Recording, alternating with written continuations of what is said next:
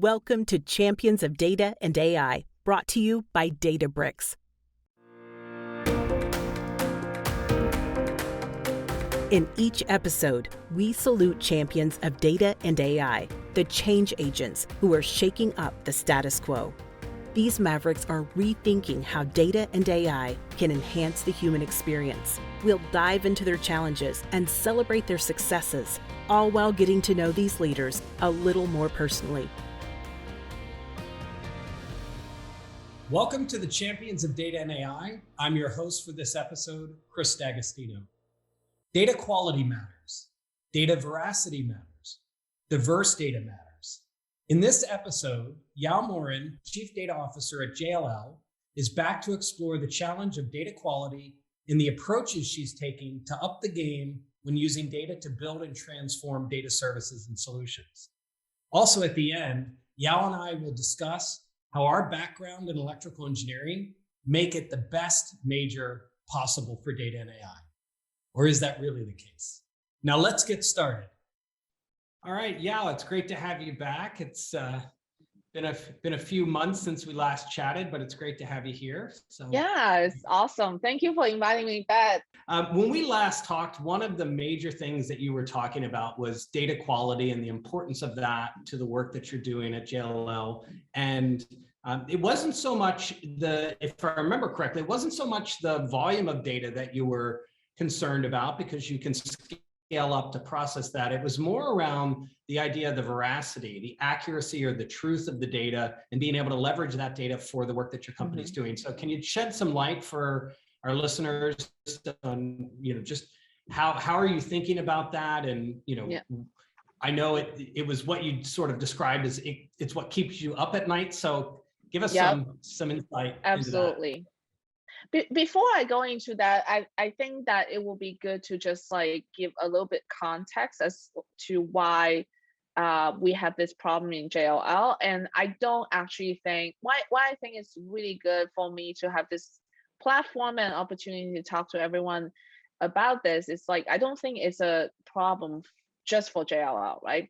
The reason. So let me first start with why the problem of having the wide data problem, that's what the term that I would use, is that JLL is a professional service company that services clients that from all kinds of industries from all different countries. And also in commercial real estate, which is where JLL is specializing in, is that there isn't a very standard way of presenting data.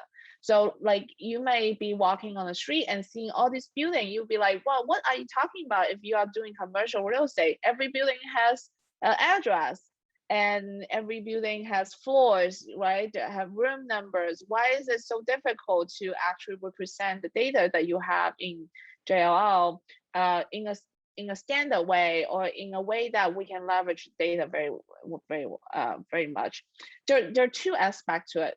First of all, if you just think a little bit more on that, is every single building actually the bigger buildings, there can be multiple entries, right? So for example, Salesforce Tower has an entrance on Fremont and have another entrance on Market Street. And which one is the right address for Salesforce Tower? It's actually both, right? So that's one problem. Second problem is if you think about the field that we commercial real estate in, it's not just an office building, but retail center, restaurants, and multifamily housings. And it's actually within a very big context of the world. And so we get a lot of data from all different sources. So it's very difficult. One is you don't have a key ID, key things that you can tie all the data together. And then also you care about all the different kinds of data because we care about, so for example, for a commercial building, I care about the people walking on the street, how much traffic we get. I care about subway. Is there a subway station around? Is it, I don't mean the sandwich place. I mean the public transportation place. Although maybe it's really important as well for some people that there's a subway restaurant around it. So that's why it's such an interesting and challenging problem. And I don't think this is only a JLL problem. I think a lot of industries, it's not just like focusing on your own thing, right? I used to work at a fintech company. We also have that kind of problems. Like we care about all kinds of data. And the problem is, how do you merge all those data from different data sources, from different aspects of, the technology, can all come together so that we can actually make sense out of those data. Sorry, it's a really long answer, but I'm very passionate about this area. Yeah, no, it's obviously it's great. Can you shed some light on to like just describe, I think for the audience, the product that you're trying to create as a result of collecting all this data, right? So you joked about like how much pedestrian traffic is there? Is there a subway or a train station nearby? Because if you're representing some real estate and you're trying to sell it to a company that's wanting to draw talent into the building, the presence or lack thereof of a subway station changes the commute dynamic, right? Or whether or not there's a Subway food store changes whether or not people are able to get a quick lunch if they need to grab lunch during the day. So, but help us understand what products you're creating as a result of all this data. Absolutely. And Chris, you are really hitting the nail at the head. It's like we want all those information all in one place so that our customers, our clients can actually understand what they're getting into when they're buying a building, renting a building, or trying to attract talent to work in those buildings, or trying to attract their customers to the retail center, providing that information, and then so that they are armed with all this information that's relevant to their decision-making process so that they can make the best decision, right? So like, if I make it a little bit more concrete, my team and I are trying to achieve a lot of things. JLL Technologies, as part of JLL, is really to focusing on how do we bring all those data and then create those like products that can help our customers to make the best decision. To like one example is we are building this data lake, leveraging Databricks, to actually source all those different data together, merge them, so that, and then building a data visualization layer so that we can show on a really intuitive way to our customer, like a 3D, imagine Google on steroid, where Google Maps on steroid, where you see all the buildings like with the height and where all the other resource like restaurants, subway station, wellness center, dry cleaning, because our customers, our tenants that we help, our landlords that we help, our building owner that we help, really want to not just to do a business, but really providing a really good experiences for the people who are in those buildings. So if I think about what JLL and JLL Technologies is all about, it's not just to do the business of like commercial real estate, it's really to also provide a good experiences for anyone who are in those buildings. And I believe that data is the most important thing that we can help those people to achieve, the companies to achieve those goals. And obviously Databricks really help us to do that as well, to really help us to pipe all the data in. So because you can't do any of that without all the data in one place and in a form that is consumable. Well, that's really nice to hear, and wasn't anticipating such a ringing endorsement, but thank you. We'll be sure to send you a Databricks t-shirt. So help me understand, like you've got all these different data sources, and clearly the quality, like figuring out what's going to be most relevant to help the customer create their decision on whether or not to buy or lease a particular building.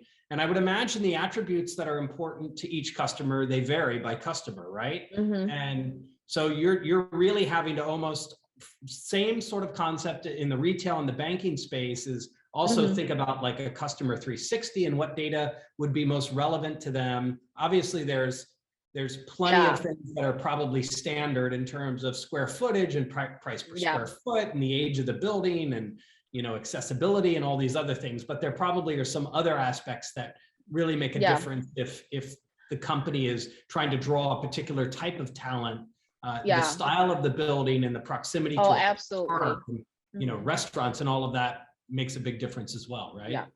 Yeah, especially in this environment that attracting talent, the right talent is so important to all the different companies, employers, right? So they really want to provide the right experiences for their employees so that they have a reason to come to work, right? So it's not really just about you come at your desk and then do the work, but a lot of the talents nowadays really think about what is around my building. Is it like cool to do to be around? I was just talking to one of our brokers in Boston. His name's Jim, and Jim was telling me that people cares about having cold brew in the office, having like a dentist on site, having childcare facilities nearby, so that it really provide that kind of services for the talents that we have here. So that's why it's just so important that when they make those decisions, we have the data for them to look at it, right? If like they're asking us a question, hey, is there a childcare facility nearby? If we couldn't answer that, we're really just not providing the right information for our customer. All right, so a couple of things that I wanted to chat about that I hadn't, touched on was, what things keep you up at night when you think about the data and AI space. I mean, we've talked about all the different data that you need to draw together from these different sources. Presumably you're trying to create a customized experience for your clients. You've got different source systems and maybe owners of that source data that are external to JLL. What kinds of things are you still struggling with as you think about the data and AI space? Yeah, absolutely. On the data space is really to make sure our data is of high quality and accurate, right? You don't want to, because these are millions to hundred millions of dollars of decision here, and we don't want to provide data that is outdated, right? That is not accurate. So what keeps me up at night is obviously a lot about how do we make sure that we have the most comprehensive data, but also most timely and accurate data. So this is something that I continue to make sure that my team measure themselves against, is the comprehensiveness, timeliness, and accuracy, so that we can provide the right information, because these decisions are like expensive decisions. Yeah, so on the AI space, I think that JLL has been recognized as one of the most ethical companies in the space and in the industry. So AI, I know that you guys may already talked about it, is like there are a lot of like ethical debates around using AI, using data. How do we make sure that when we make decisions using machine learned algorithm, and then we can actually make sure that we are ethical as well. So that's another thing that is important to me, that keeps me up at night, is like we don't create algorithms, we don't create unintended consequences when we're not using data and AI properly. Yeah, you've had a really impressive career. You've been at Intuit, you've been at StubHub, now JLL, and I was struck by the comment that you made about when your clients are making these decisions. These are massive investments, millions of dollars are kind of at stake here in terms of them creating a multi-year lease in a large building, for example, costs a lot of money.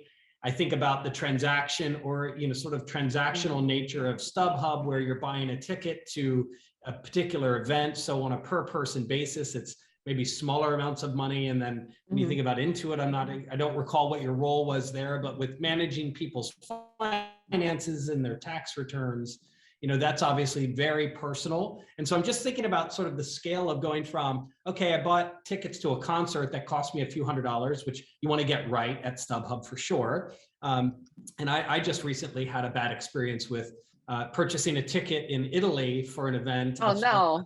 a soccer match, and then they shifted the event and moved it up a day earlier, and I couldn't actually attend it. And it wasn't StubHub, it's a different company, but they were actually really great. They not only refunded me the money for the ticket, they actually gave me a credit for the ticket amount for a future purchase. So I basically got, my money back double? and then some. Oh, wow, that's awesome. That's awesome. I wish it was StubHub.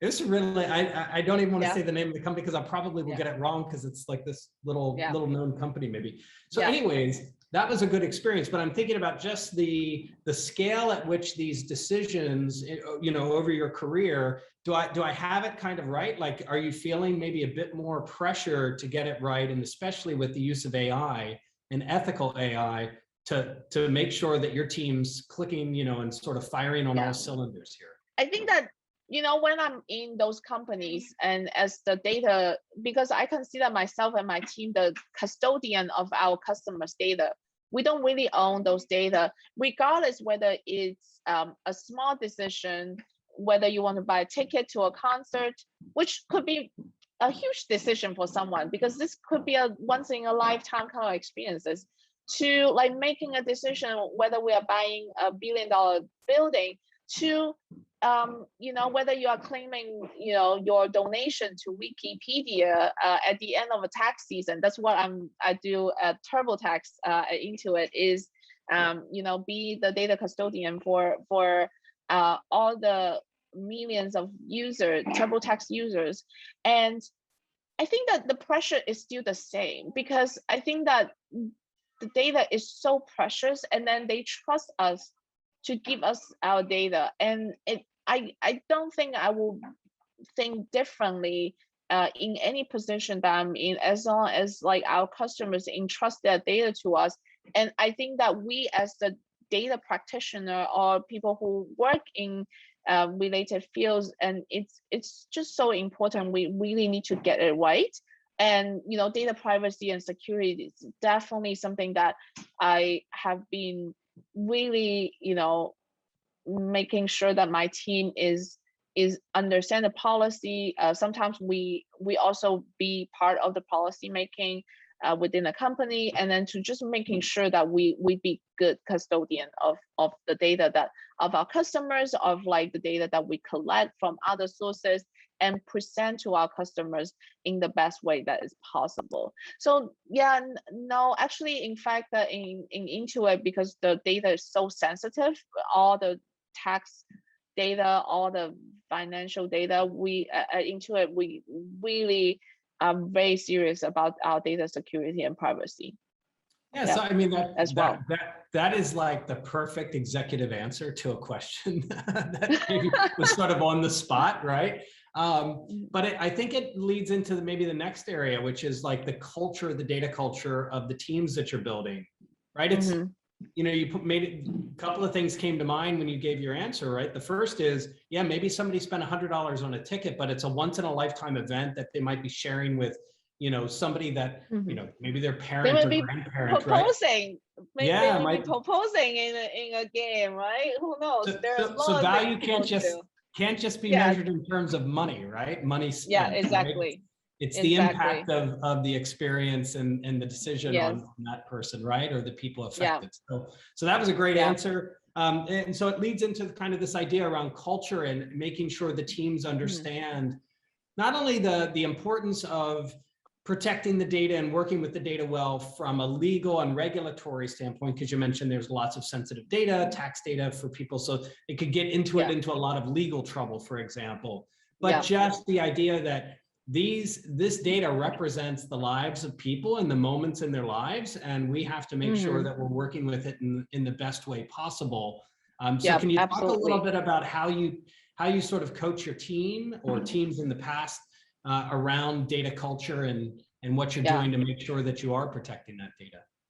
I think that the best way to do it, that I learned, I didn't come up with it, but the best way I learned how to motivate a team to really think about themselves as like the data custodian, abiding to the right policy, and taking the right measure to protect the data and then leverage the data in the right way, is to anchor on our customer. I don't, like sometimes like you don't think about that, but whenever I talk to engineers and whenever I talk to data scientists and business analysts, they really get motivated to do the right thing by the customers.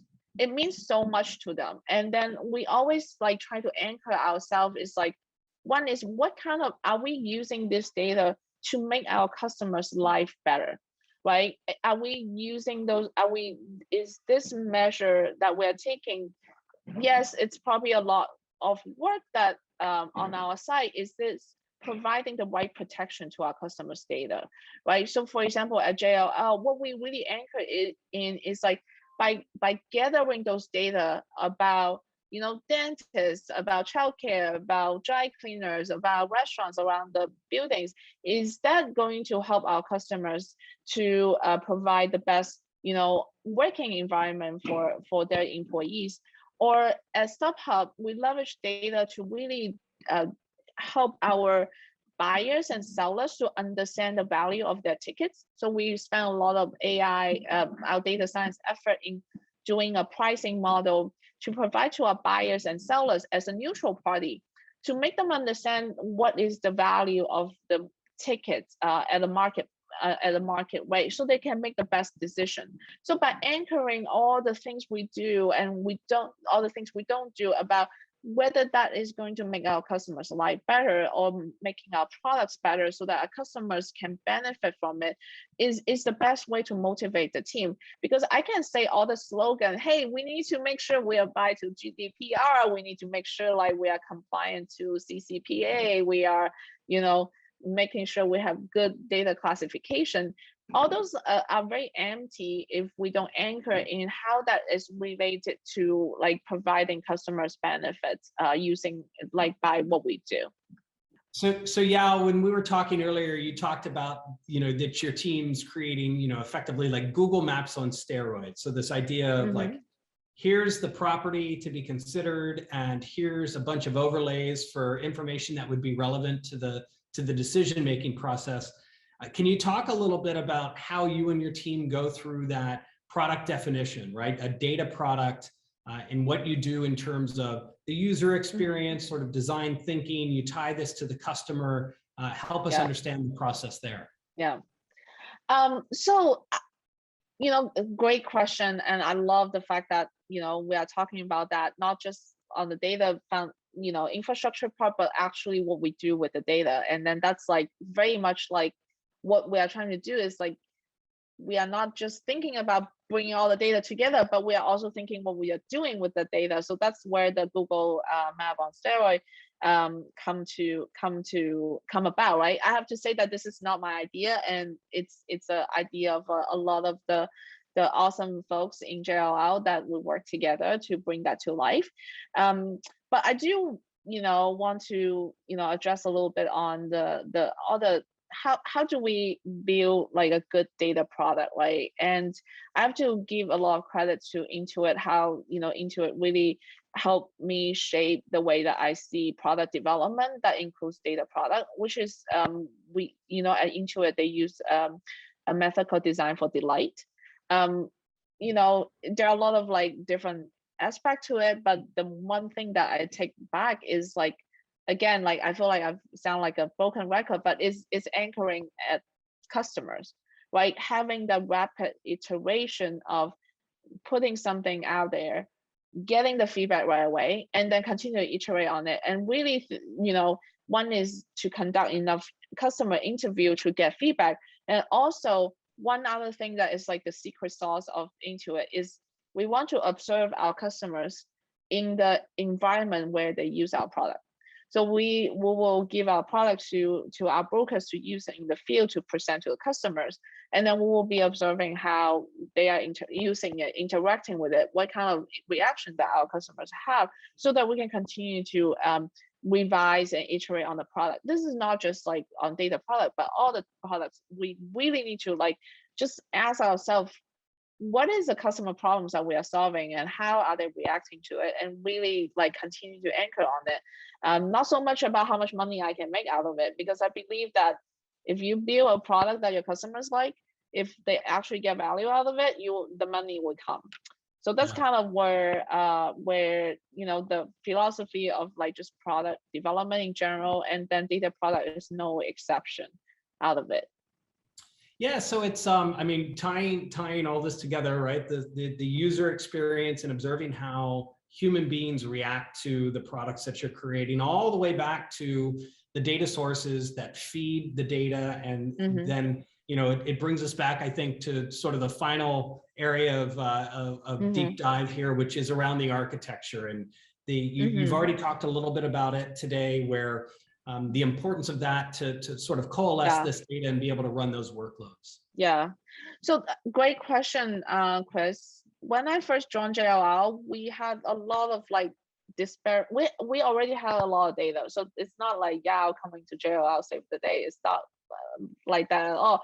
But what we see though is that all the data are scattered at many different little data warehouses around, in different areas.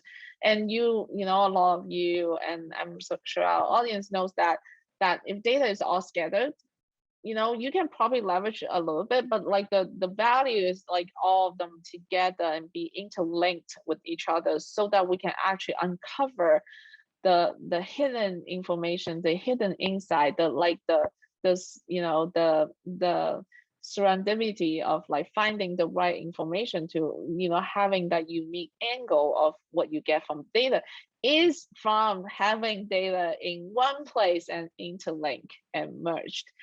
So that's what we are adopting. A very simple data architecture is the data lakehouse architecture, where we do have a lake, and then we have the analytics layers built on top of it, so that we don't have to have multiple areas where we copy data for data scientists to use or for analysts to use. It's really one really simple architecture that like provide that kind of all-encompassing usage for different persona in the company, business analysts and data scientists, developers, as well as like some of the more other business users. So we're gonna wind up now, close up with sort of the last thing which we ask all of our guests. Oh, no. What's the square root of? No, so it's what advice would you give to people aspiring for careers in data and AI? And I think we've already touched on this. Like, certainly don't get a master's and a PhD in electrical engineering. So beyond that, what would you tell people to focus their time and energy on? Yeah, that's a great question. I think it's a question that is really difficult to answer, because data and AI is so big, right? You can be a product manager that working on data products. You can be a developer that building a data product, or you can be a data engineer that building the pipeline. What I will say is data and AI definitely have a lot of potential, and then it's a great field to be in, and it's very exciting. And there's still a long way to go, right? And I know that we have been talking about at least I feel like we have been talking about data and AI for the last 10 years, and it has been getting more and more emphasis from different companies, right? Like, if you look at 10 years ago, not many companies actually have chief data officer role. And now like most of the companies have it, because they really finally realize, data cannot be an afterthought. It's really the asset a company to build, and then, can continue to give. So what I will recommend to the people who want to be in the data and AI field, one is it's a really good field. Like I think you make the right decision to be in this field. Second is like, I think that really get down to the basic, right? There are some basic skills that we really need to build, so that we can have that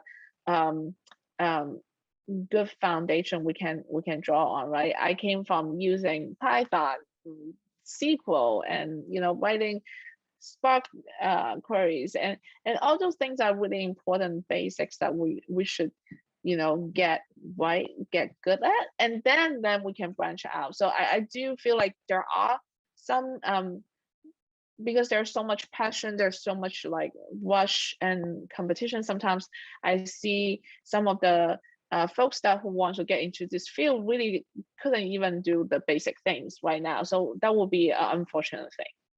Yeah, so start with sort of the foundational elements to improve your data literacy, understand Exactly how software processes can work with data in the environments that software executes in, and distributed computing and things like that. Understand the business, understand the customer needs, and then go get your PhD in something, and then you too will be the CDO of a major corporation. So definitely. Also seek out other data practitioners' advice. I think that as long as I understand, like, I know a lot of the CDOs in this field, and they're all like super passionate to help everyone to actually get to where they want to get to. So if don't hesitate to reach out, right? I feel like data and AI is a field that like people are very passionate about what they do, and then also like from what I experience, like people are very nice and then willing to share. Yeah, absolutely. Well, Yao, thank you, Chief Data Officer at JLL. It's always fun talking to you. And if you ever want to compare notes on double E, Schrodinger's wave equation, let me know. Be happy to do it. Chris, thank you so much for inviting me back. It's always a pleasure to talk to you. Thank you very much for this opportunity. Yes, take care. Thanks. Thank you for joining this episode of Champions of Data and AI, brought to you by Databricks. Thousands of data leaders rely on Databricks to simplify data and AI so data teams can innovate faster and solve the world's toughest problems. Visit Databricks.com to learn how data leaders are unlocking the true potential of all their data.